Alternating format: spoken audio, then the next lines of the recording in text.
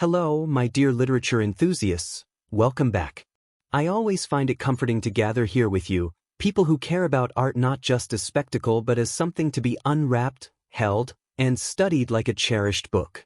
Before we dive in, let me kindly remind you, if you find joy in these thoughtful explorations, if you enjoy peeling back the layers of cinema the way one might peel back the meanings hidden in a poem, then I'd be so grateful if you'd like and subscribe. Not out of formality, but simply because it helps keep this circle alive, this ongoing conversation about film as a living, breathing text. And before I continue, let me make something clear. What you're about to hear is not a literal review of a real release. This is not reportage, not marketing, not an actual spoiler-filled breakdown of a movie you'll find playing in theaters. Instead, it's something closer to a thought experiment, an intellectual exercise crafted for those of us who see films as extended metaphors, as modern myths in motion. Think of it less as a review and more as a piece of literary criticism, the kind of work designed not to entertain with gossip but to illuminate through interpretation. This space is about education, insight, and curiosity, not consumer advice. Now, let me tell you about my experience with this film. From the first moment I heard whispers about its conception, I confess I was skeptical. The source material, after all, is a digital playground, a world of blocks, creatures, and crafting, a landscape where creativity is infinite but narrative is absent. Could such a world be translated into something that could carry the weight of cinematic storytelling? The very notion seemed both audacious and absurd. And yet, I remember smiling at the thought, because absurdity is often where art thrives. Walking into the theater, I carried with me not just curiosity but also memories. Memories of countless hours spent wandering pixelated landscapes, digging into endless mines, building worlds that were both fantastical and strangely personal. For me, this wasn't just another video game adaptation. It was a reflection of a past self, a younger version of me who believed that imagination was its own kind of freedom. That made the experience oddly intimate. I wasn't watching a film about strangers. I was watching a film stitched from pieces of my own history. The introduction to the story unfolds in a way that feels both familiar and uncanny. The film opens not with bombast but with quietness, with wide, sweeping images of a block-built landscape that feels almost painterly in its design. The skies stretch in impossible hues, the land is simple yet full of possibility, and there's an unmistakable sense of calm before the inevitable storm. What struck me immediately was how the world itself became a character. Silent, yes, but alive with possibility, and with that possibility came a subtle tension. What will be made of this world, and by whom? The protagonist enters slowly, almost cautiously, as though they too are aware that this is a place of infinite potential but also infinite danger. Their first actions are simple: breaking, gathering, building. And yet, through these acts, a narrative begins to take shape. There's something profoundly human about watching someone shape their environment, and in that shaping, shape themselves. It reminded me of creation myths, of Genesis itself, where the act of making is inseparable from the act of becoming. But of course, the stillness doesn't last.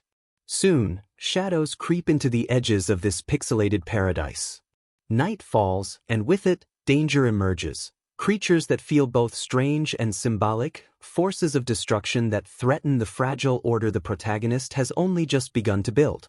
This is where the story begins to shift, where survival becomes more than a mechanic, it becomes a metaphor. How does one protect the world they've created? How does one endure when what they've built is so easily destroyed? There's a sequence early on that has never left me.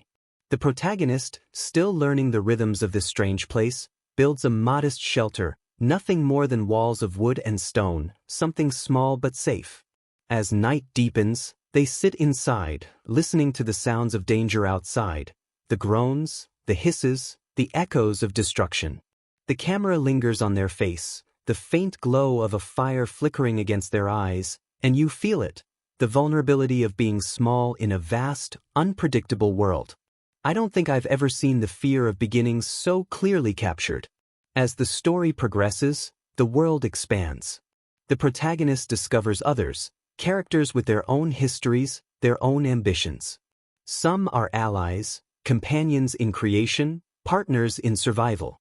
Others are rivals, driven by greed or fear, embodying the darker impulses of humanity. What fascinates me is how these relationships are mirrored in the very mechanics of the world. Just as one can build or destroy blocks, so too can one build or destroy trust. Every interaction feels precarious, fragile, capable of collapse at the slightest wrong move. And then comes the first twist, a revelation that what seemed like a natural world is not so natural after all. There are deeper layers beneath the surface, hidden truths buried in the earth, structures left behind by an unseen hand. This revelation reshapes the journey, pushing the protagonist and their companions not just to survive but to uncover, to ask questions about the very nature of their reality. Who built these hidden structures? What do they mean? And, perhaps most hauntingly, why were they abandoned? It's here that the film leans into mythology, layering symbols upon symbols. The mines become more than just spaces for gathering resources. They become labyrinths of memory, repositories of history. The creatures become more than obstacles. They embody fear, destruction, entropy. Even the simplest acts, placing a block, lighting a torch, begin to take on symbolic weight. It reminded me of reading allegories where every detail, no matter how small, carries meaning if you only know how to look. One of the most exciting stretches of the plot is when the protagonist and their group venture into unknown regions, chasing after whispers of something greater than survival. The journey is perilous, filled with betrayal and revelation, but also with awe. There's a moment where they stumble upon a vast, underground cavern lit by strange, glowing crystals, and I swear the entire audience seemed to hold its breath. It wasn't just beautiful, it was sublime, in the literary sense, a vision of something so vast and otherworldly that it overwhelms the senses.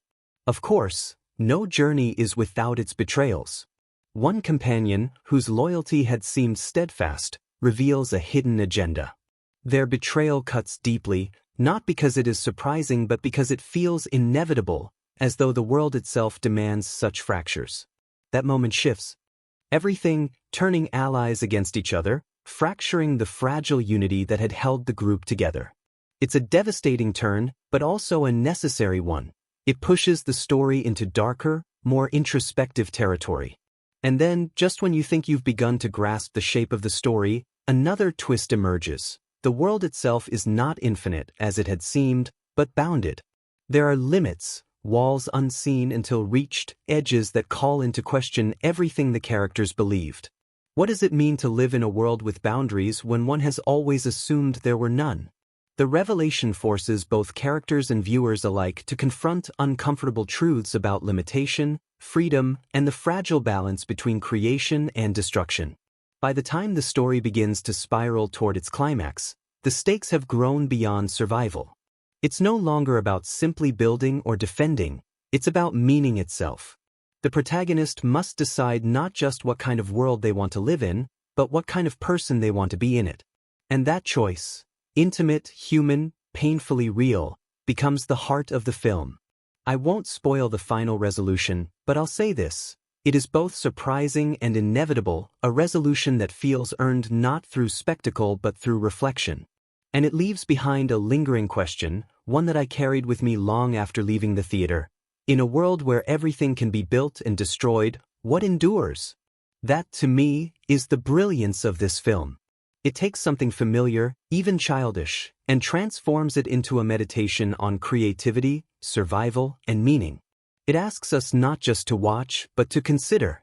And for someone like me, who has always believed that stories are our most powerful tools for understanding ourselves, it felt like a gift. The story begins in silence, which surprised me. Not the kind of silence that feels empty, but a silence that thrums with potential. On screen, the first images we see are simple, a blocky landscape stretching endlessly, its skies painted in bright strokes of blue and white, its fields dotted with flowers that sway in a rhythm as though they've always been waiting to be noticed. There's a serenity to it, and for a moment, you almost believe this world is untouched, that it exists in perpetual peace. But even in those opening minutes, I felt the tension humming beneath the calm, the kind of stillness that you know won't last. Then we meet the one who will anchor the story. They appear not with grandeur but with simplicity, alone, curious, stumbling into existence with nothing but their hands and a faint determination in their eyes. There's something tender about their first steps. The way they touch the ground, the way they look around as if they've never seen a horizon before, it reminded me of those first fragile days of childhood when everything feels new, strange, and slightly overwhelming. They break a block of wood, the sound echoing with a soft crack, and then another. Before long, their small hands are busy shaping the world. I think this is what fascinated me most. The film doesn't rush into action. It lingers. It allows us to watch creation in its most elemental form, gathering, building, testing, failing, trying again. The protagonist fashions a crude shelter, nothing more than a square of wood and dirt. It's not impressive, and yet, it feels monumental. Watching it, I was struck by how universal that act is. The need to carve out a safe place, however modest, in a world that feels vast and indifferent. But safety in this place is fleeting. Soon, dusk arrives, and with it, shadows stretch across the land. The first glimpse of danger comes quietly, a low hiss in the distance, a groan that doesn't sound quite human. The protagonist freezes, clutching their half-built tool, unsure whether to fight or flee. I could feel my own heart quicken because I recognized that fear, the fear of being unprepared, of realizing that your defenses are laughably inadequate. The night is long, punctuated by eerie sounds outside the fragile walls of the shelter, and though the protagonist survives, the world feels different when morning finally breaks. This place is not simply beautiful, it is dangerous. From here, the rhythm of the story begins to quicken. The protagonist realizes that survival requires more than instinct. It requires knowledge. They venture further afield, discovering caves where the air is damp and heavy, shafts of light slicing through cracks above. In one such cave, they strike stone and sparks fly, not just from their tools but from the narrative itself. Hidden within the earth are ores, shimmering veins of possibility. Gold, iron, coal, all waiting to be unearthed. It's here that the film takes its first symbolic leap, the mine as metaphor. Every strike of the pickaxe becomes an act of discovery, not just of resources but of self. Soon, survival gives way to something deeper, creation. The protagonist builds not just to protect themselves but to imagine something more permanent, more beautiful. Walls rise higher, windows appear, and slowly, what was once a crude shelter becomes a home. There's a moment where they pause, looking at the structure they've built, and a faint smile flickers across their face. It's such a small gesture, but I found myself unexpectedly moved. Haven't we all known that quiet pride in creating something, no matter how modest, with our own hands? But just as the protagonist begins to settle into this fragile rhythm, the story complicates. They encounter others. The first meeting is awkward. Suspicion hangs heavy in the air, because in a world like this, another person can be either salvation or threat. The strangers are wary, carrying weapons, their eyes darting constantly as though expecting betrayal at any moment. Yet, slowly an alliance forms. Shared dangers demand cooperation, and soon they are building together, laughing together, even dreaming together. One of the most memorable sequences for me is when the group comes across a village, small, bustling, filled with simple block-shaped beings who farm, trade, and live in quiet harmony. The protagonist and their new companions watch with awe, almost reverence. It's the first time they've seen a community, a reminder that survival is not just about fending off danger but about creating bonds. And yet, beneath the surface of this peace, tension simmers. The village whispers of raids, of creatures that come in the night to burn and destroy. That unease sets the stage for what's to come. It isn't long before those whispers become reality.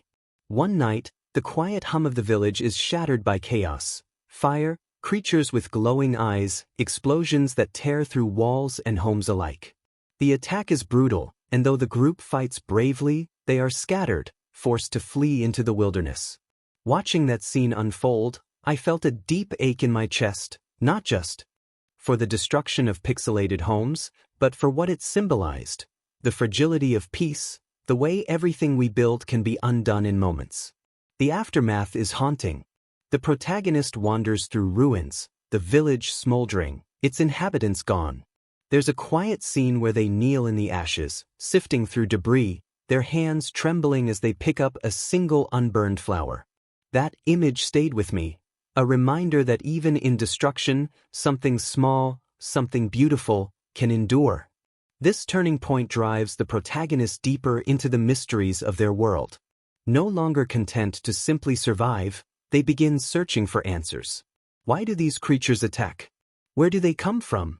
What lies beyond the horizon? These questions lead them into dangerous new territories, vast deserts where the sun scorches the ground, jungles so dense they feel like green cathedrals, and oceans that stretch endlessly, their depths hiding strange and luminous life. Each new landscape feels like its own chapter, a fresh metaphor waiting to be uncovered. Yet, as the world expands, so too does the complexity of relationships within the group. One companion grows restless, frustrated by the endless dangers and limitations. They argue with the protagonist, questioning whether building and rebuilding is worth the pain of constant loss. Their words sting, not just for the protagonist but for us watching, because they echo doubts we all know too well. Why do we keep creating when destruction is inevitable? What's the point of striving when everything eventually crumbles? The group fractures. Some choose to follow the protagonist, drawn by their quiet determination and vision of a better world. Others drift away, their faith broken. And it's here, in this fragile state, that the story delivers its first true revelation. Deep in the mines, while searching for resources, the protagonist stumbles upon something ancient, a vast underground chamber, carved with symbols unlike anything seen before. The walls glow faintly, etched with patterns that seem to whisper of forgotten histories. In that moment, the film shifts from a survival story into something more mythic. These ruins are not just remnants, they are messages. Clues to a past civilization that once thrived, then fell. The realization strikes both the characters and the audience. This world has seen creation and destruction before. The cycle they are living is not new, but eternal. That discovery becomes the seed of a larger quest. The protagonist, carrying a fragment of the ruins as a keepsake, vows to uncover the truth of this forgotten past. It is no longer enough to survive day by day. There must be meaning in this world, some deeper purpose hidden beneath the endless cycle of building and breaking. And as they set their sights toward the unknown, the story swells with anticipation. By the time this portion of the tale draws to a close, the protagonist stands at the edge of a vast ocean, the horizon shimmering with possibility. Behind them lie ruins, betrayals, losses, and small victories. Ahead of them lies mystery, danger, and perhaps revelation. They gaze out at the horizon, their eyes filled not just with fear but with a fierce, unyielding hope. And that, I think, is what makes this journey so compelling. It is not just the story of one person surviving in a hostile world. It is the story of all of us, striving to find meaning in the midst of chaos, searching for answers in a world that often feels incomprehensible. Watching it, I felt less like a spectator and more like a participant, as though the blocks being placed, the ruins being uncovered, were extensions of my own questions, my own search for meaning. The ocean shimmered like a restless dream, endless and unknowable. Our protagonists stood on the shoreline, the horizon bending into eternity, their silhouettes small against the immensity of water and sky. The last time we saw them, they were a wanderer searching for survival, clinging to fragments of hope among ruins. Now, as waves lapped at their feet, it was clear that something within them had shifted. They weren't just looking for shelter anymore. They were looking for answers. Answers hidden in the heart of this strange, block-built universe. The journey across the sea felt like a pilgrimage. At first, the waters were calm, a glassy expanse reflecting a sun that seemed too generous, too bright. The raft creaked under the weight of supplies, every block of wood hammered into place with a kind of reverent care.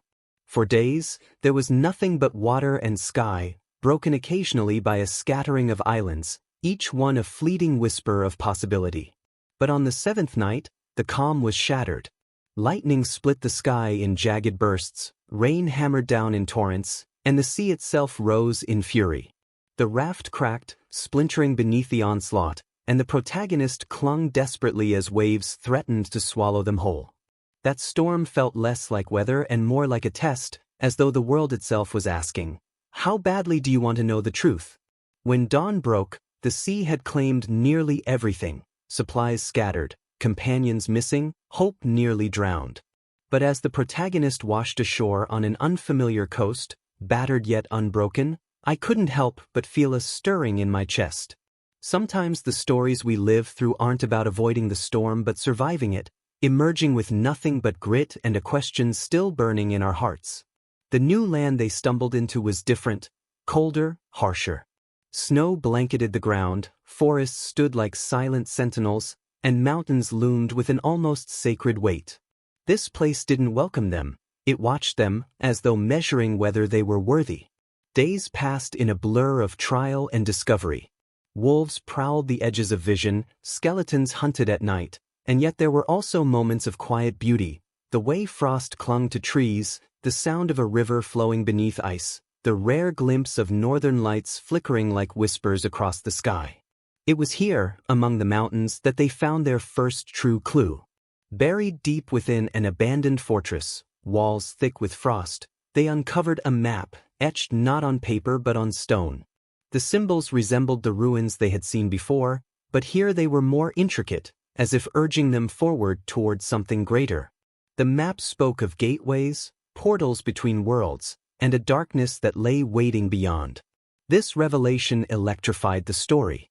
The world we thought we knew, the mines, the villages, the creatures of the night, was only one fragment of a much larger whole.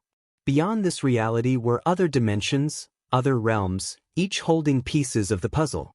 And with this realization came dread, because the attacks, the destruction, the endless cycles of building and ruin, they weren't accidents.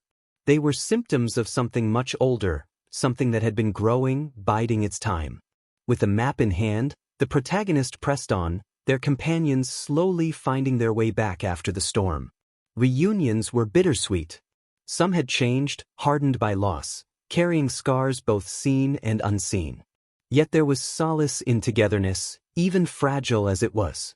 Together, they began seeking the gateways spoken of in the map, following trails that led them across deserts where sandstorms erased the path, through jungles where vines strangled the very air, and into swamps where the ground sucked at their feet with every step.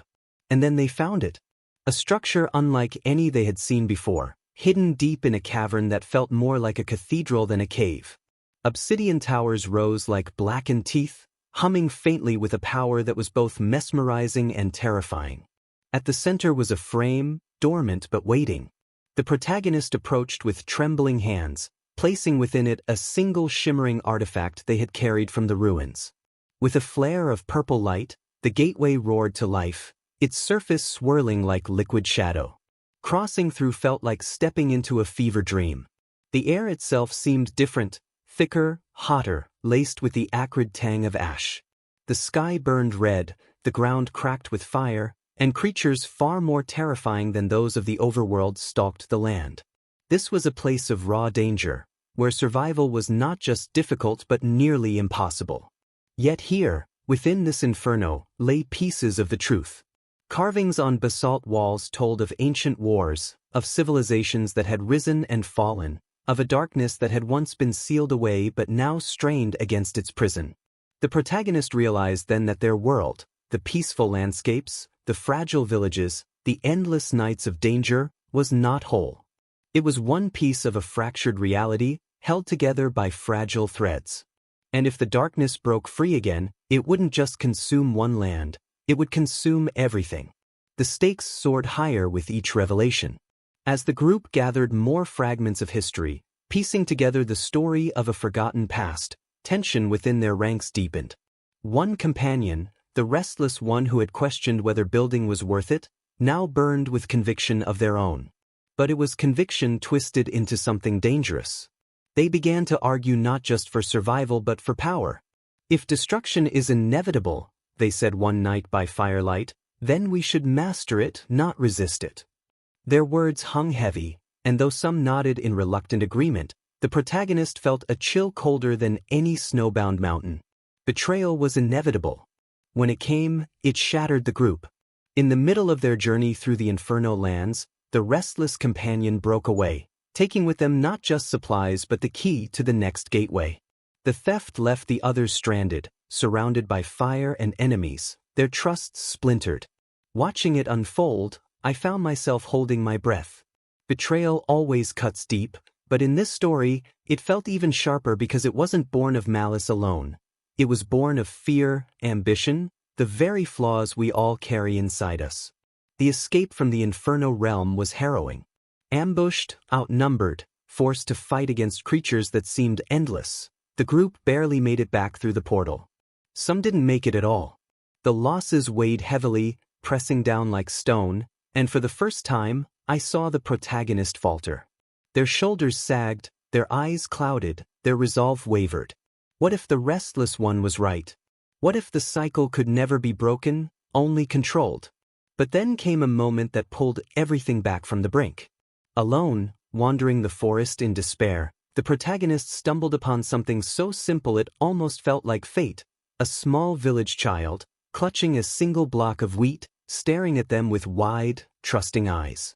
The child's village had been destroyed, its people scattered, yet here was this fragile spark of innocence still holding on.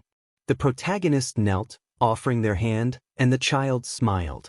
That moment was quiet, fleeting, but it reawakened something profound. The point was not to control destruction, but to keep building, again and again, even in the face of loss. Because in creation, however small, lies defiance. Renewed, the protagonist pressed forward.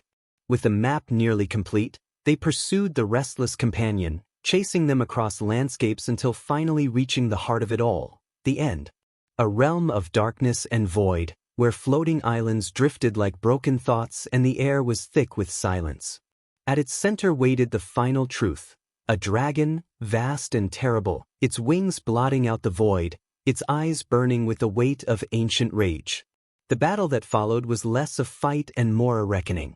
The dragon wasn't just a creature, it was the embodiment of the cycle of destruction made flesh. Arrows flew, blades struck, towers crumbled, and the void itself seemed to shake. The protagonist fought not just with strength but with conviction, rallying their fractured companions, even the restless one who returned at the last moment, torn by regret. Together, they brought the beast down, block by block, strike by strike, until finally, it collapsed in a burst of light and shadow. When the dust settled, silence returned. The dragon was gone. The realm, though still strange and hostile, felt lighter. The cycle, if not broken, had been changed. And in that silence, the protagonists stood with their companions, battered but unbroken, gazing out into the void. They had uncovered truths, faced betrayal, endured loss, and still they had built something together. The film closed not with triumph, but with something gentler, something more profound. The protagonist returning to the overworld, planting a single tree in the ashes of the destroyed village. The camera lingered on their hands as they pressed the sapling into the soil, the leaves trembling in the wind. It was such a small act, almost insignificant in the face of all they had endured. Yet it carried the weight of everything. Creation, even in its smallest form, is the most powerful answer to destruction.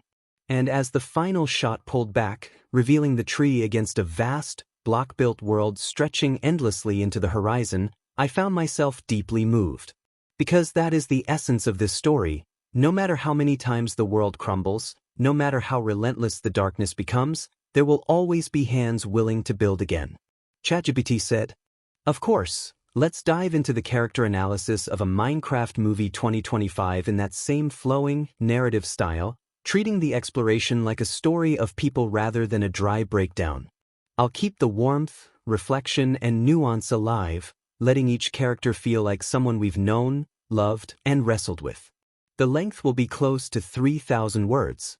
The story of this film has always been less about blocks and landscapes than it has been about people. Fragile, flawed, resilient people who make meaning in a world that seems designed to test them at every turn.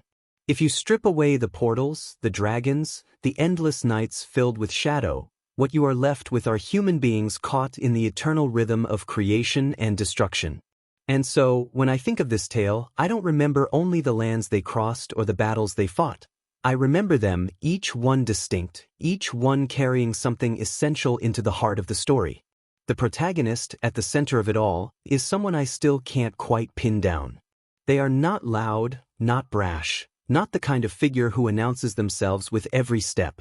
Instead, they are quiet, deliberate, their strength lying not in how hard they swing a blade but in how deeply they endure. There's a gentleness in them, the kind you almost miss until you realize it's what kept everything from unraveling. Watching them, I often thought of how resilience doesn't always look like fire. It can also look like steady hands planting seeds in scorched earth, like the patience to build walls one block at a time even when they might fall tomorrow. They carried an unspoken philosophy, that building is an act of defiance, that every act of creation pushes back against despair. But they were not without doubts. I remember vividly the nights where their eyes seemed haunted, staring into campfires as though trying to read meaning in the flames. They bore loss heavily, shouldering responsibility for every ruin, every companion who didn't make it back. And yet, even in those moments of quiet fracture, they never stopped moving forward. That's what made them compelling, not perfection, but persistence. Their humanity lay in their fragility, and their heroism in the decision to keep building anyway. Standing beside them for much of the journey was the restless companion, the one who questioned everything, who chafed at the endless cycle of survival. They were bold where the protagonist was cautious, fiery where the protagonist was patient. And while that fire often led to arguments, it also brought sparks of vision that others might never have considered. They were, in a way, the voice of frustration made flesh. Who among us has not wondered, in moments of exhaustion, why we keep repeating the same tasks, fighting the same battles, rebuilding the same shelters? Their defiance gave voice to the doubts we all carry but rarely admit. And yet, their fire also burned too hot.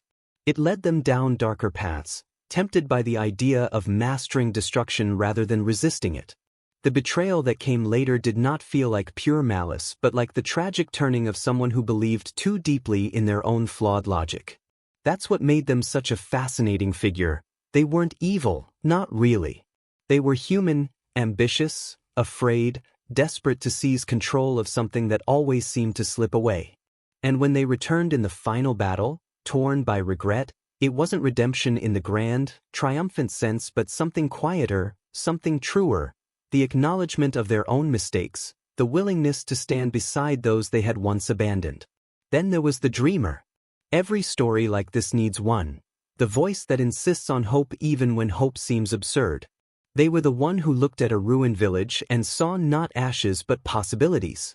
They were the one who found joy in little things, a flower growing through cracked stone, the way the sun painted the horizon gold at dusk.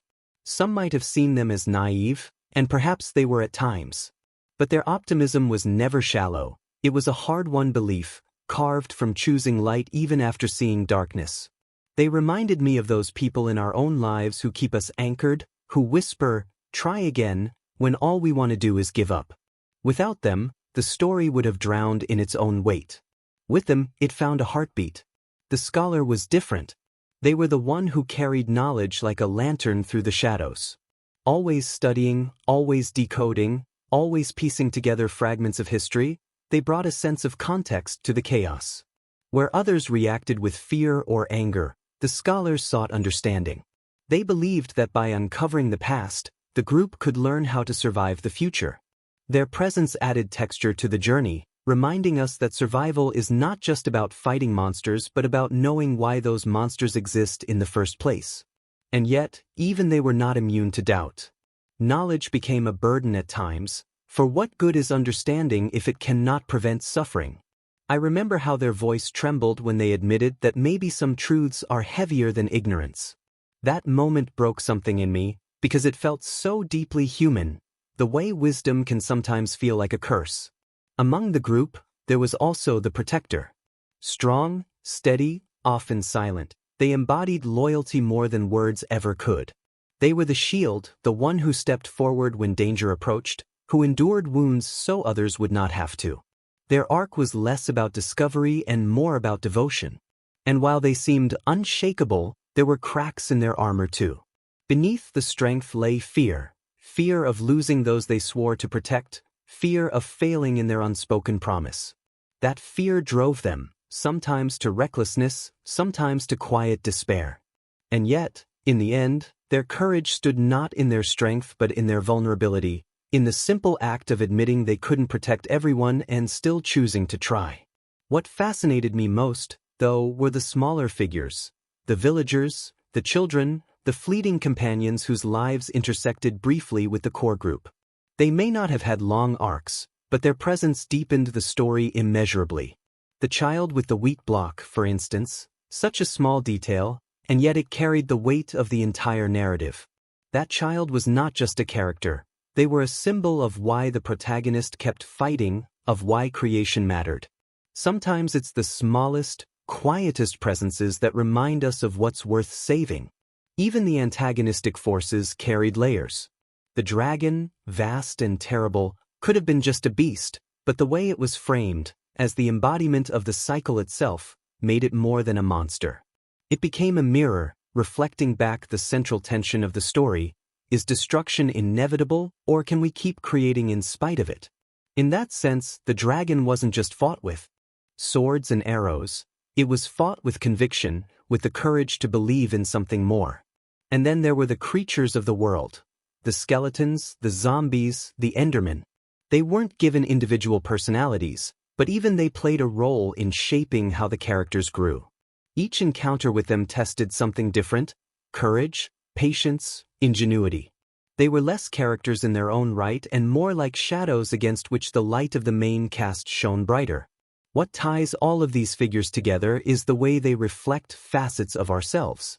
The protagonist's persistence, the restless companion's ambition, the dreamer's hope, the scholar's burden, the protector's fear. They are not just roles within a story but echoes of human truths. That's why, when the credits rolled, I didn't just feel like I had watched a tale unfold. I felt like I had seen pieces of myself, my doubts, my hopes, my contradictions, brought to life in block-built form. And isn't that what the best stories do? They take the fantastical and make it human. They remind us that no matter how strange the world may be, whether it's made of stone and shadow or pixels and light, what truly matters are the people within it, their choices, their flaws, their courage to keep going. This film gave us characters who didn't just inhabit a world. They taught us how to live in it, how to keep building even when everything falls apart. There are stories about films that are told on stage, polished for interviews and red carpet chatter, and then there are the stories that live in the cracks, whispered by crew members late at night when the lights have gone out and the set is finally silent. The ones that feel stranger than fiction, the ones that cling to the memory of the movie just as vividly as the plot itself. This film has its fair share of those, and to me, they are what make revisiting it such a treasure, not only for the story on the screen but for the improbable, messy, and sometimes hilarious story of how it all came to be. One of the earliest oddities begins with the sheer logistics of designing the world. You'd think a film about a blocky universe would lean entirely on computer-generated magic, but the director had an eccentric conviction. To make the actors' performances feel authentic, they needed to physically interact with environments, even if those environments were rough, unwieldy, and almost absurd in real life. So the crew actually built partial sets with foam and wood carved into cubes, towering over the soundstage like jagged Lego sculptures. The strangest part? Actors had to climb them, walk across them, even stumble over them. Watching footage of rehearsals feels almost surreal, humans awkwardly navigating a landscape of oversized blocks, half in character, half in disbelief. Some of them joked it was like being stuck inside a children's playset, and yet, that strange decision gave the film a tactile reality. Then there was the peculiar case of the costume department. At first glance, you'd imagine costumes would be straightforward. After all, how complex could blocky characters be? But the designers went the opposite way. They built suits with subtle texturing, layers of fabric that mimicked pixelation without ever looking cheap. To test them, they used an odd technique. They projected 8-bit filters over the actors as they moved, trying to catch whether the clothing held up in both reality and stylized animation. The weirdest anecdote from this phase?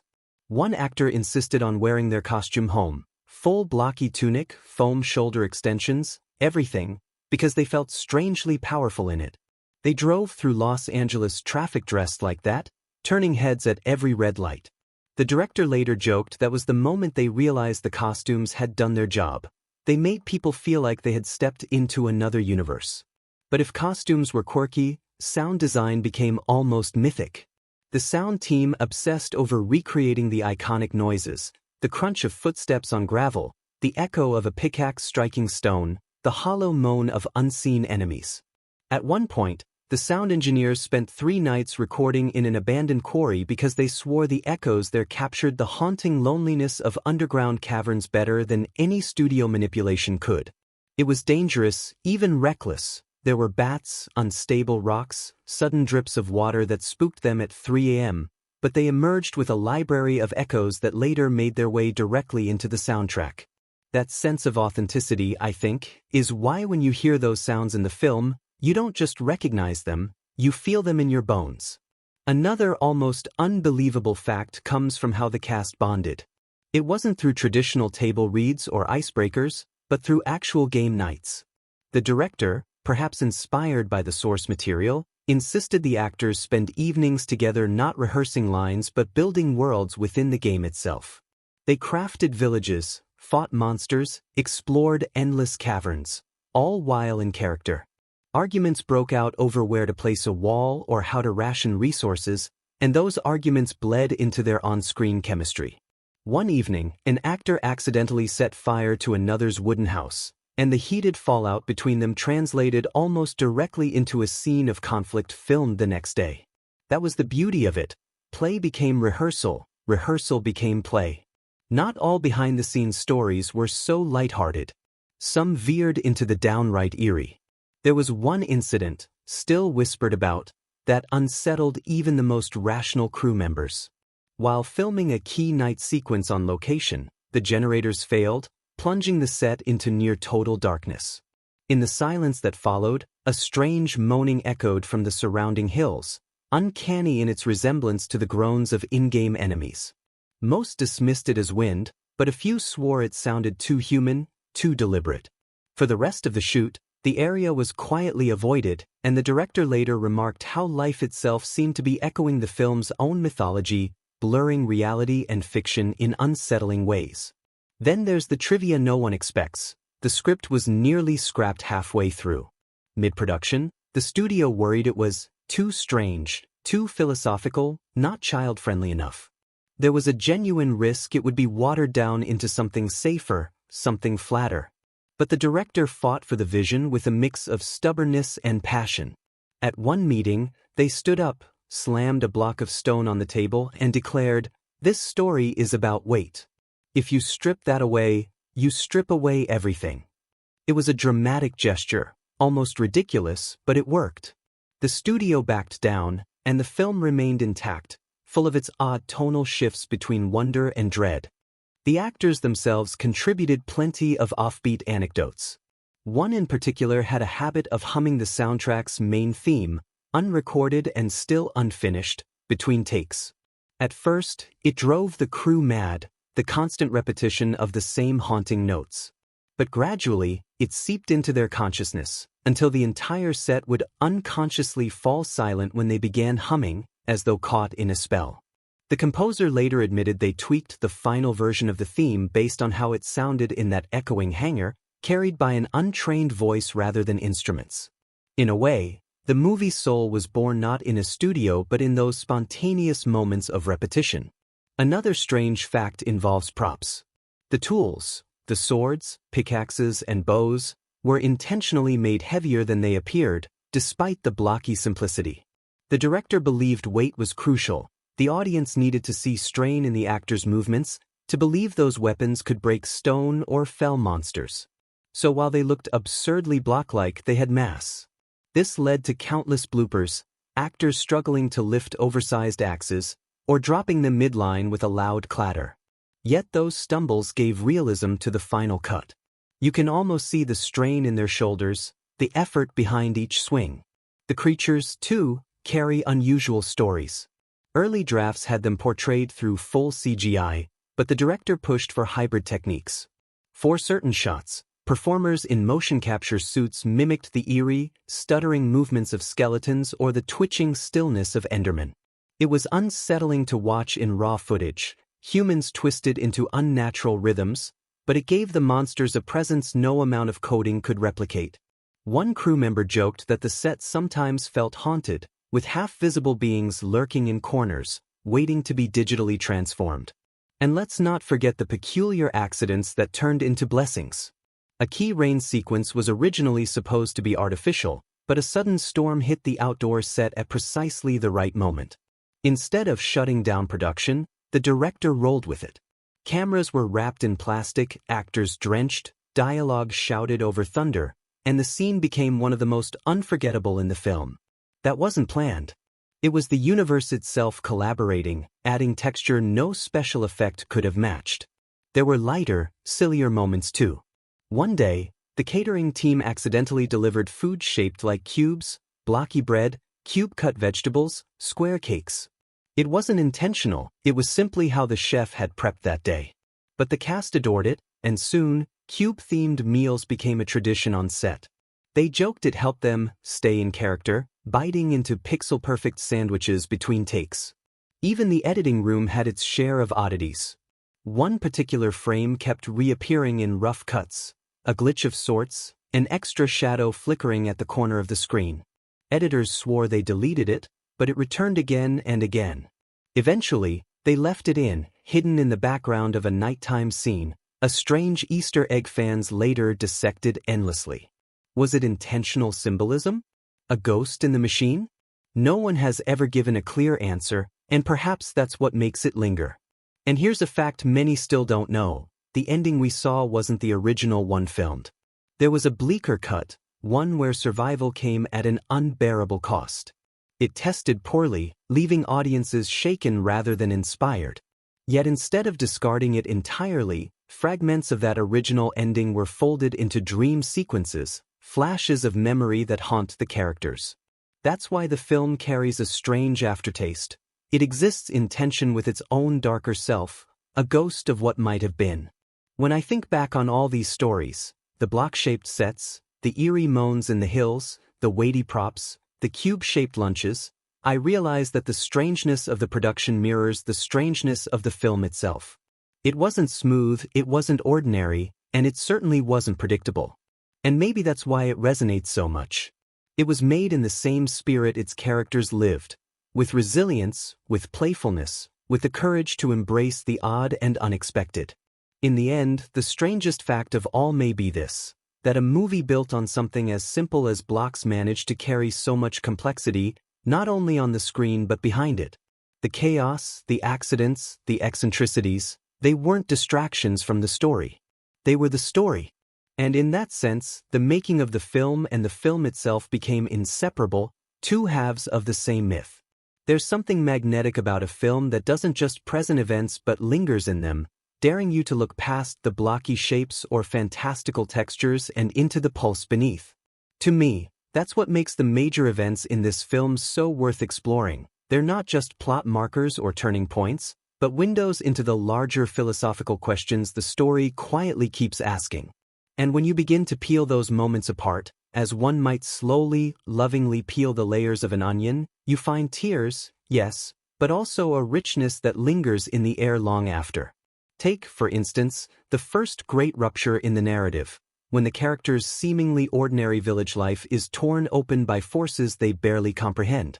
On paper, it feels simple, an attack, a disruption, the sort of beat every adventure tale requires to launch its heroes forward. But if we look closer, there's more. That moment is not simply about destruction, it's about the loss of complacency. The camera lingers not on the flames alone but on faces caught between denial and realization, children clinging to parents, friends grabbing for tools that suddenly look inadequate. This, to me, is cinema's way of whispering, safety was always an illusion. It resonates on a universal level because who among us hasn't felt the ground shift beneath our feet? Maybe it wasn't a monster attack but a sudden loss, a fractured relationship, the moment life reminded us it cannot be neatly ordered. That's why this event, seen critically, transcends its spectacle. It is both a literal event and an allegory for the first cracks in the walls of innocence. Critics who brushed it off as formulaic missed that its true weight lay not in what happened but in how the film asked us to dwell on why it mattered. Then comes the journey, the endless, block-strewn expanse the characters traverse. Here lies another significant event, not marked by explosions or battles but by silence, exhaustion, and the confrontation of inner limits. From a critical standpoint, these wandering sequences are deeply significant because they embody the theme of persistence. The film lingers on feet dragging through dust, on maps unfolding and refolding, on characters exchanging weary, wordless glances. In lesser hands, this might have felt like filler. But here, it became a meditation. I remember watching these moments and thinking about my own life, about long stretches where progress felt invisible, where each day blurred into the next, yet each step mattered because it led to the unknown ahead. The film captures that feeling with uncanny accuracy. To some viewers, these sequences felt slow. But to me, they were bold. They honored the lived truth that great journeys are not composed solely of battles and triumphs but of endurance, doubt, and the quiet courage to keep walking when nothing in you wants to. And then, of course, the arrival at the underground caverns, an event staged not only as a descent into danger but as a descent into psyche. From a purely visual perspective, it's breathtaking. The vast emptiness, stalactites dripping, echoes ricocheting like whispers of forgotten souls. But on a deeper level, this descent becomes symbolic of the unconscious, the place where the characters, and we with them, must confront fears too deep for the surface world. Critics often point to Joseph Campbell's belly of the whale motif in myth, and I think this is the film's iteration of it, the place where one is swallowed by uncertainty, forced to shed old assumptions. What fascinates me is how the film builds tension here not through constant action but through stillness. The sound design leans into silence punctured by distant moans, by the drip of water, by the scratch of stone. It's unnerving precisely because it allows space for the imagination. In that sense, this event's critical significance lies in its restraint. It demonstrates that fear is not merely about what you see but about what the story leaves unseen. Then, the great battle, the first confrontation with the overwhelming enemy presence. At a surface level, it's cinematic fire, bright clashes, hurried choreography, a swarm of creatures overwhelming our fragile heroes. But through a critical lens, it's less about physical victory and more about the unveiling of vulnerability. What stands out is not the triumphs but the losses. The film lingers on characters falling, tools breaking, strategies collapsing. It resists the easy comfort of a flawless win and instead emphasizes the messiness of struggle. This is where thematic resonance deepens. The film is, at its heart, about resilience in the face of overwhelming odds. And this event, with all its chaos, embodies the paradox of resilience, that it often looks like failure. The characters survive not because they are invincible but because they stagger forward despite being broken. That nuance elevates the sequence from mere spectacle into something emotionally authentic. Another moment I can't stop thinking about is the confrontation with betrayal. A supposed ally reveals hidden motives, leaving the heroes fractured. This event, to me, is one of the film's most emotionally searing because it touches on a universal wound, the realization that not all who walk beside us wish us well. What makes it powerful is the way the film stages it, not with melodramatic monologues but with a quiet unraveling. A hesitation here, a choice not made, a tool left behind at a critical moment. Trust fractures slowly, like hairline cracks in glass, before shattering all at once. Critically, this moment shifts the narrative from a simple us versus them structure into something richer. The greatest threats, the film suggests, are not always external monsters but the faltering of human loyalty.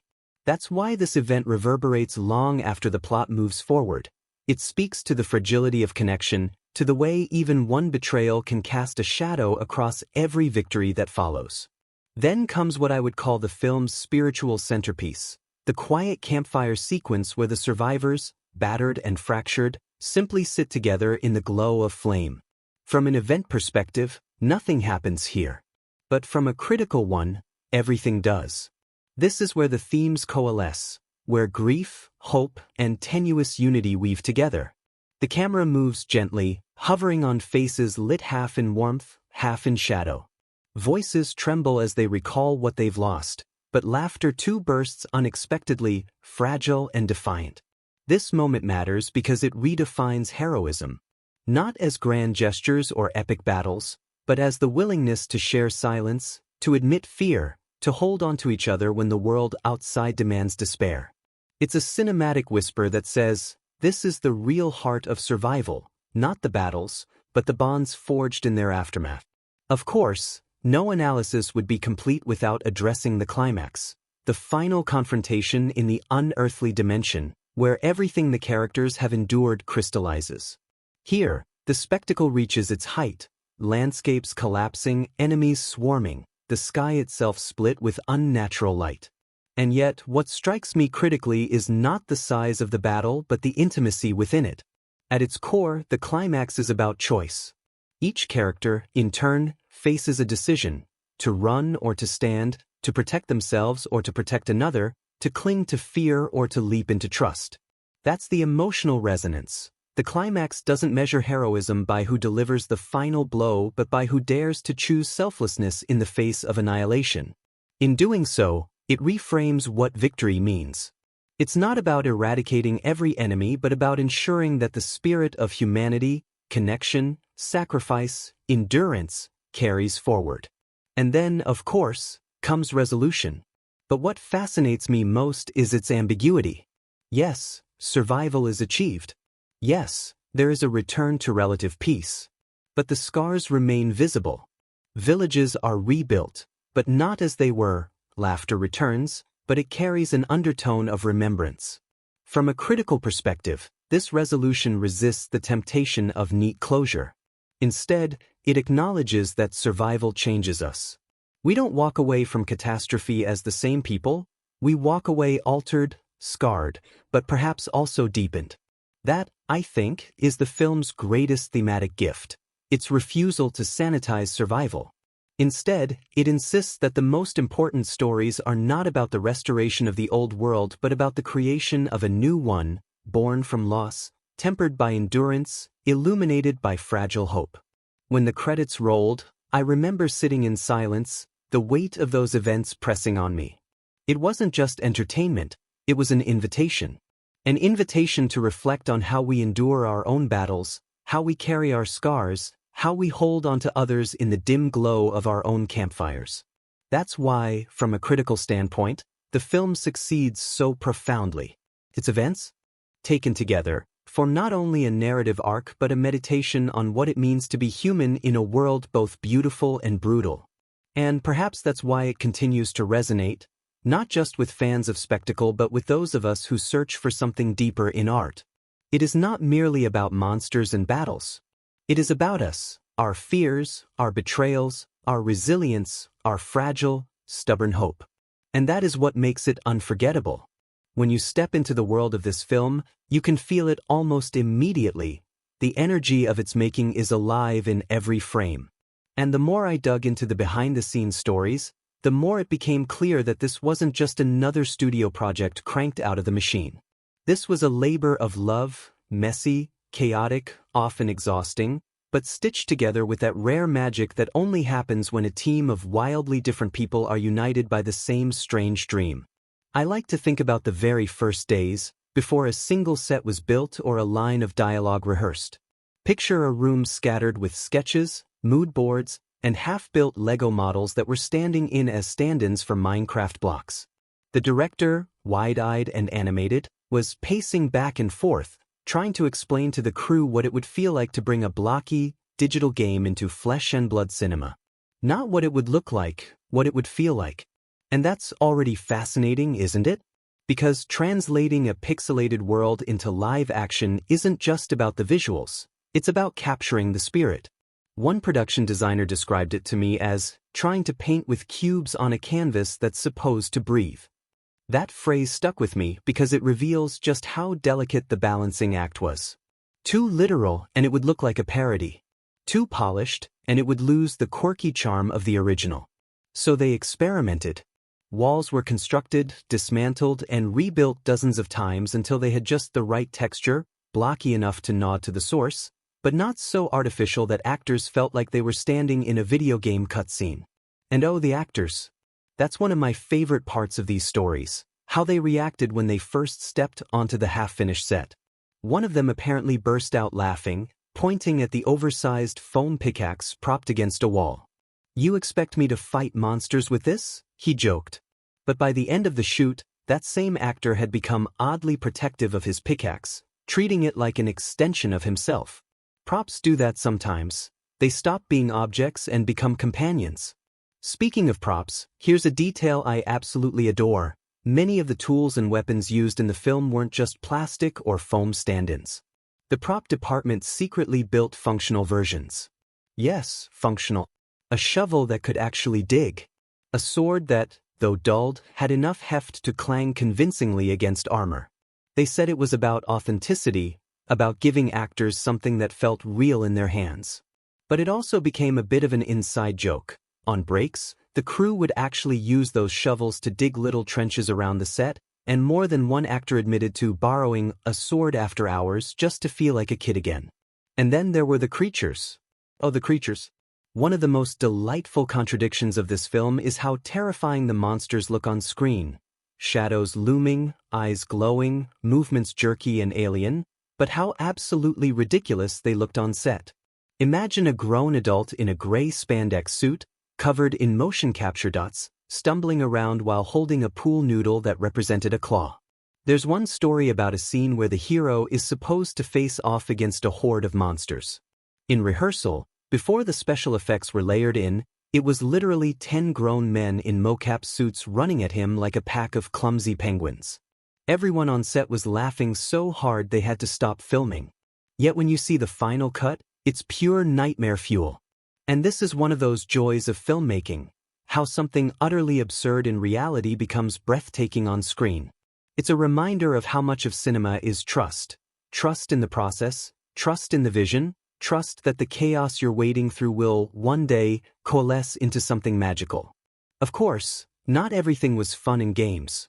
There were challenges, real, grueling ones. The biggest one? Lighting. You wouldn't think it, but trying to mimic the blocky, almost digital glow of a Minecraft sunset in the real world is a beast. The cinematographers spent weeks experimenting with filters, gels, and custom rigs to replicate that slightly artificial yet strangely warm hue. One night, after hours of failed tests, the director apparently stormed outside with a handheld camera, pointed it at the actual setting sun, and said, "That's what I want. Get me that." The crew laughed, but they understood.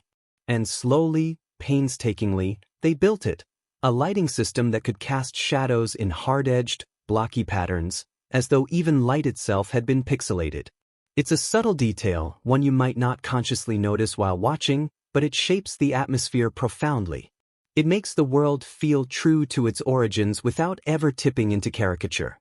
Another wonderful anecdote: food on set.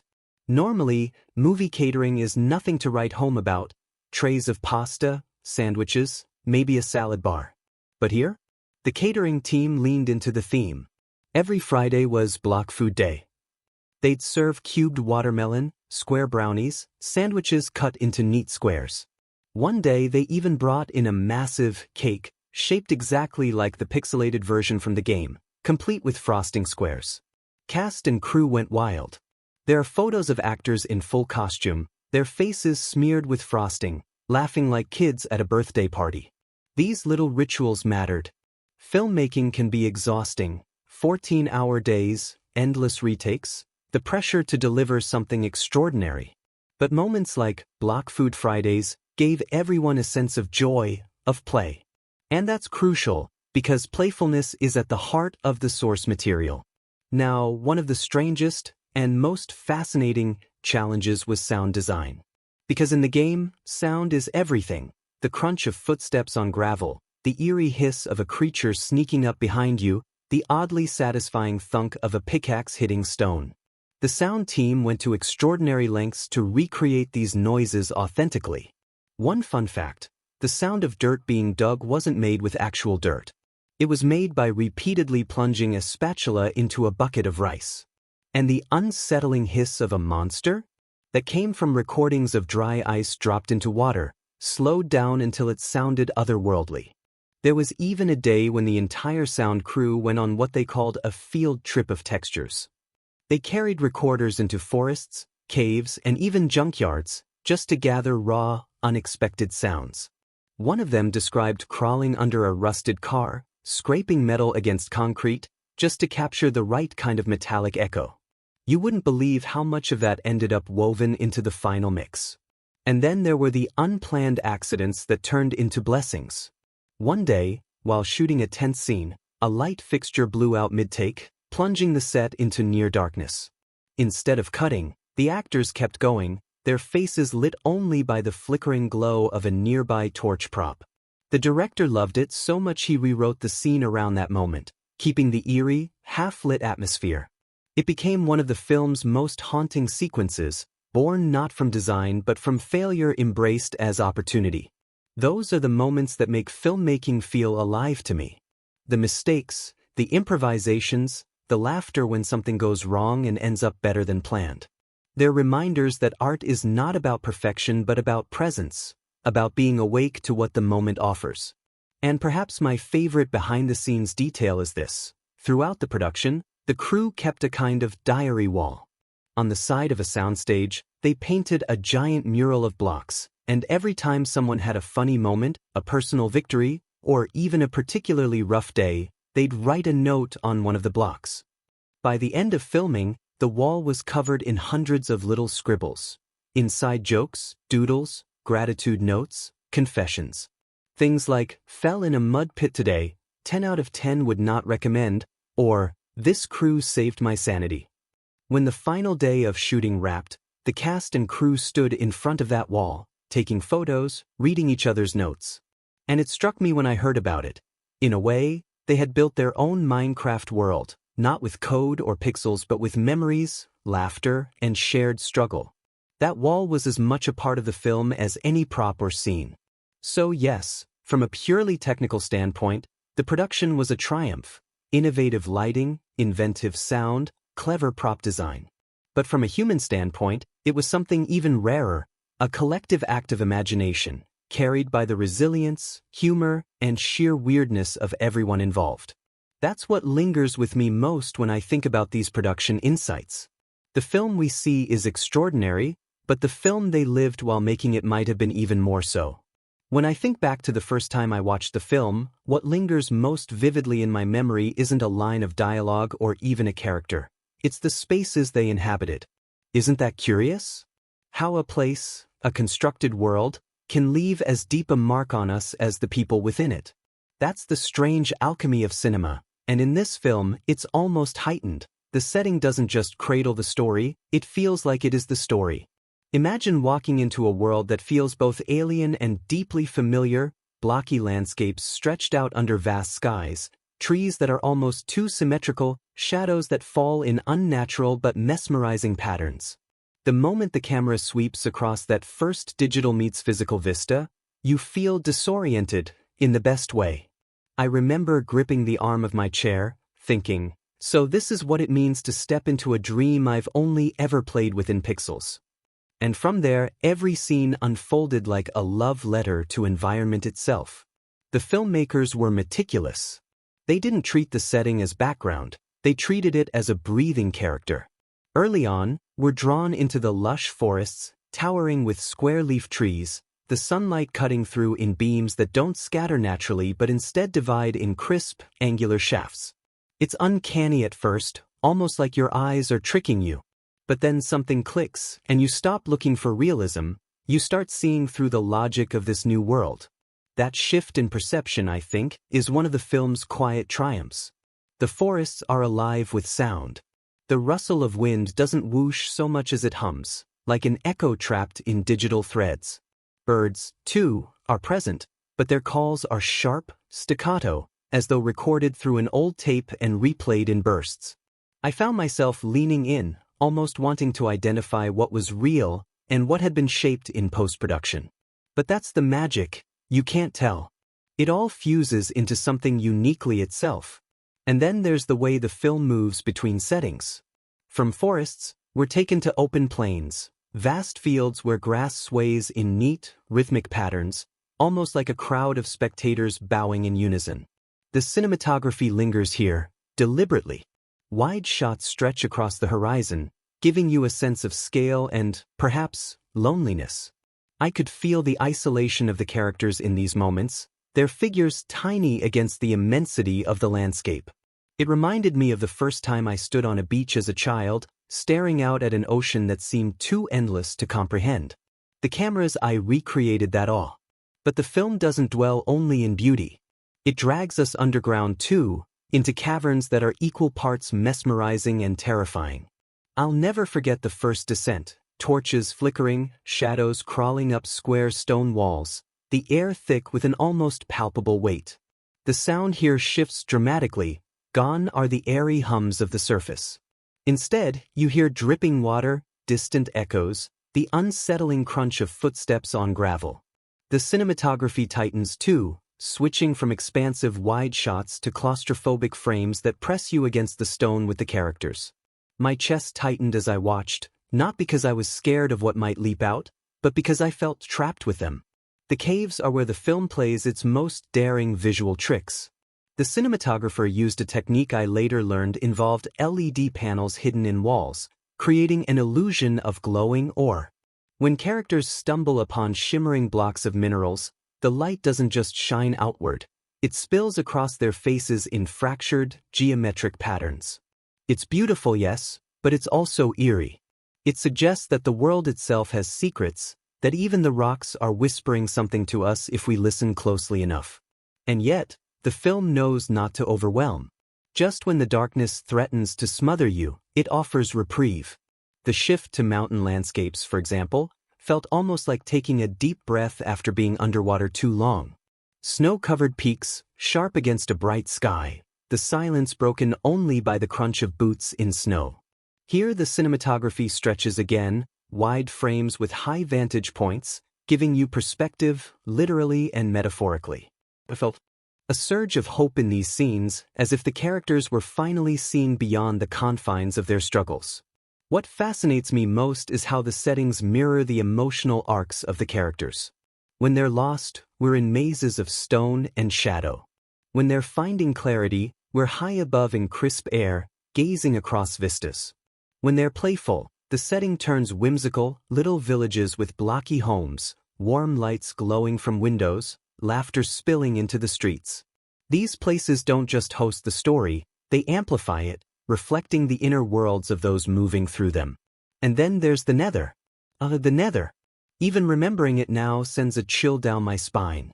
On screen, it's a hellscape, lava flows cutting through blackened rock, skies that pulse with an ominous red glow, the very air vibrating with menace. The first time the characters step into it, I swear I felt my stomach drop. The cinematography here is genius, handheld shots that shake just enough to disorient you, coupled with harsh lighting that creates deep, jagged shadows. The effect is almost primal, triggering something instinctive in us that whispers, "You're not supposed to be here." But the brilliance lies not only in what's shown, but in what's withheld. In the Nether scenes, the camera often lingers on silence, on stillness. A frame holds for just a second too long on an empty corridor of black stone. Your nerves tingle, waiting, certain something will emerge. Sometimes it does. Sometimes it doesn't. That uncertainty becomes its own character, and by the time the actual monsters reveal themselves, you're already half broken by anticipation. Contrast that with the final stretch of the film, where we're pulled into an ethereal, glowing realm, the end. The setting here is minimalist to the point of abstraction, endless void, floating islands, purple skies that shimmer like oil on water. It's both terrifying and strangely serene. The cinematography shifts again, slowing, gliding as though the camera itself is holding its breath. And I remember thinking as I watched that this was the perfect culmination, A setting that felt otherworldly, almost metaphysical, inviting us to ponder not just the fate of the characters but the meaning of the journey itself. Now, let's talk about the smaller details, the ones you might miss if you're not looking closely. Shadows, for instance. Throughout the film, shadows are exaggerated, blocky, often disproportionate. It's a subtle nod to the game's visual logic, yes, but it also creates mood. A character might seem small in a scene, but their shadow stretches across an entire wall, reminding us of their hidden potential. Or in darker moments, shadows loom larger than the characters themselves, hinting at the burdens they carry. Color, too, plays a silent role. Early scenes bathe in greens and blues, the colors of growth, of possibility. As tensions rise, the palette darkens, with grays and reds dominating underground sequences. And when hope resurfaces, so do lighter hues, yellows, soft pinks, the warm glow of firelight. I noticed this most in one quiet scene, where the camera lingered on a campfire at night. The flickering orange wasn't just illumination, it was a balm, a reminder of warmth in a world that can so easily feel cold and strange. The camera itself becomes a storyteller. Sometimes it hovers, almost like a player's perspective in the game, floating above or behind the characters, detached but curious. Other times it dives in close, so close you can see the grit under fingernails or the twitch of an eyelid. This oscillation between distance and intimacy creates rhythm, pulling you in and pushing you back, reminding you that you are both observer and participant. And editing, though less flashy, is no less vital. Cuts are deliberate, timed not just to action but to emotion. A lingering pause after a character's failure, a sharp jump when danger erupts, a seamless glide when the world is at peace. The editing respects silence, too. Some of the most powerful moments come not from what's said, but from what's allowed to simply be. Looking back, what stays with me most isn't one setting over another, but the way they all wove together into a tapestry of moods. The film doesn't just tell a story of characters surviving in a strange world, it makes us feel what it means to inhabit it. To be awed by its beauty, frightened by its darkness, comforted by its small havens. The settings are not stage dressing, they are the pulse of the film, the heartbeat that carries us from beginning to end. And in that way, I think it speaks to something profound about the human experience. Don't we all feel shaped by the places we move through? The childhood homes that feel too small once we've grown, the cities that buzz with possibility, the lonely highways that stretch into silence. Our settings mold us, just as the film's settings mold its characters. Watching them navigate forests, caves, mountains, and other realms, I couldn't help but reflect on my own life, the places that have defined me, the moods they've carried, the ways they've whispered truths I didn't always want to hear. That's why I think the film succeeds so powerfully on a cinematic level. It doesn't just show us a world, it makes us feel the weight of inhabiting it. Every frame is a reminder that environment is not passive, it's alive, it shapes, it speaks. And in this story, it spoke to me deeply. What struck me most when I started learning about the making of the film wasn't the technical wizardry or even the visual achievements, though those were extraordinary. No, it was the fact that behind all the spectacle, the whole thing was held together by a group of people who treated the process not like a job, but like a kind of summer camp. A very strange, chaotic, and sometimes exhausting summer camp, yes, but one where laughter, camaraderie, and late-night problem-solving carried everyone through. The first story I ever heard still makes me laugh. On one of the very first days of filming, the cast was introduced to the massive, blocky, set built to replicate a village. The crew had worked tirelessly to create houses with perfectly straight angles, windows glowing with warm light, and paths paved in crisp cubes of stone. The director was so proud, insisting that it felt exactly like stepping into the game. And then, during the very first take, one of the actors, who had grown up playing the game obsessively, leaned against a wall that looked sturdy, only for the entire thing to collapse like a cardboard box. The silence that followed was priceless. Everyone froze, staring at the actor half buried in fake cobblestone rubble. And then, as though on cue, the entire set erupted in laughter. The director, trying to stay serious, finally muttered, "What this? Gravity exists here after all." That moment set the tone for the whole production. Nothing would be perfect, but everything would be joyful. What made the production special was how the cast and crew blurred the line between work and play. When the cameras weren't rolling, they'd use the elaborate sets as playgrounds. I heard that during breaks, some of them would actually role-play, in character, trading items, building little makeshift structures, even pretending to fend off imaginary monsters. One crew member confessed that it felt like live-action recess, where grown adults, under the guise of rehearsal, let themselves embrace childlike wonder. But it wasn't all fun and games. The sheer logistics of creating a film like this meant constant challenges. One of the biggest was the lighting. In the game, the light doesn't behave like it does in real life. It spills in strange, blocky beams, sharp and uneven. Replicating that on camera was a nightmare. At one point, the cinematographer admitted that they had to rig more than 50 separate light panels, each carefully blocked by square filters, just to create the illusion of sunlight pouring through digital-style windows. The actors often had to hold their marks perfectly because if they shifted even an inch, their faces would suddenly fall into harsh, unnatural shadow. It became an inside joke. Anytime someone missed their mark, the crew would shout, "Back in the cube." There were also stories of unexpected friendships that blossomed behind the scenes. One actor, known for their serious and almost intimidating presence, became inseparable from one of the younger cast members. They bonded over a shared love of building Lego sets during downtime. Apparently, the serious actor, the kind of person who rarely cracked a smile in public, would sit cross-legged on the floor, completely absorbed, helping the younger actor construct elaborate block castles between takes. "It was the only time I saw him grin ear to ear," one crew member recalled.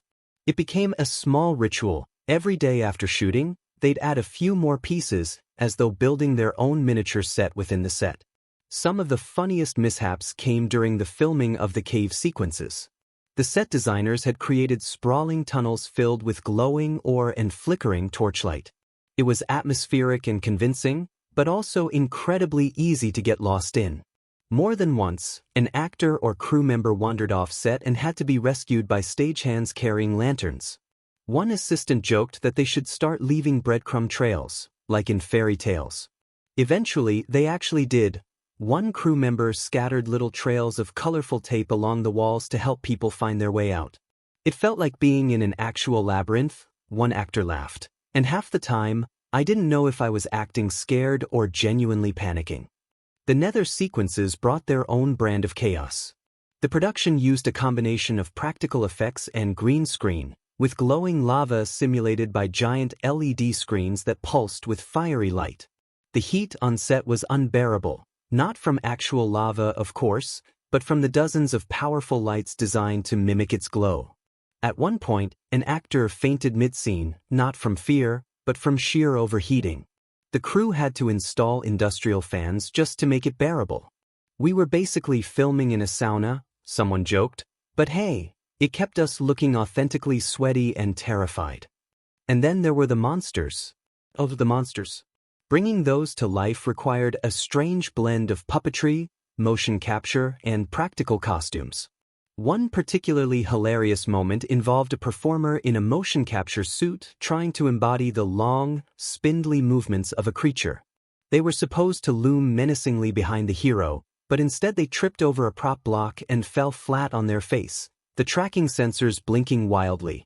The entire crew howled with laughter, and the performer, sprawled on the floor, groaned, "Well, I'm terrifying in my own way." Despite the laughter, the cast and crew faced real challenges, some of which tested their patience. One of the hardest moments came when an elaborate outdoor set, a carefully built forest of blocky trees, was destroyed overnight by a storm. Weeks of construction washed away in hours, leaving the crew devastated. But instead of despairing, they rallied. The director gathered everyone together, acknowledging the loss but framing it as an opportunity. "If this world can be rebuilt in pixels, we can rebuild it here too." The cast and crew worked tirelessly, sometimes through the night, to reconstruct the set. That moment of shared determination bonded them more tightly than anything else. One crew member later said, "It wasn't just about building trees. It was about proving we could weather any storm together, literally." What I love most about these stories is how they reveal the humanity behind the spectacle. When we watch the finished film, it's easy to forget the sweat, laughter, and small disasters that went into making it. But hearing about the moments where actors tripped, walls collapsed, or whole sets vanished makes the final product feel all the more miraculous. It wasn't born of perfection, it was born of persistence, creativity, and joy. And there were quiet moments too, the kind that never make headlines but matter deeply. Like the late-night script rewrites, when the writers huddled together over takeout food, scribbling new dialogue to better capture a character's arc. Or the times when the crew, exhausted after long shoots, would gather around a campfire just outside the soundstage, roasting marshmallows and swapping stories. Those moments, I think, were the glue. They reminded everyone that they weren't just making a movie, they were sharing an experience, one that would live with them long after the credits rolled. One actor described the process beautifully. It felt like we weren't just acting in a world. We were living in one, together. And maybe that's why the film resonates so deeply. Because behind the camera, there was real community, real connection, and real belief in the story being told. The funny thing is, so many of these behind-the-scenes challenges ended up enriching the final film. The accidental collapse of the wall? It inspired the director to include a scene where a character discovers that even the most solid-looking structures can crumble, adding thematic depth. The oppressive heat of the nether set? It translated into a genuine sense of discomfort that made the fear on screen more convincing. Even the labyrinthine cave set? It gave the actors real disorientation, which made their performances all the more authentic. What looked like problems at the time became gifts in disguise.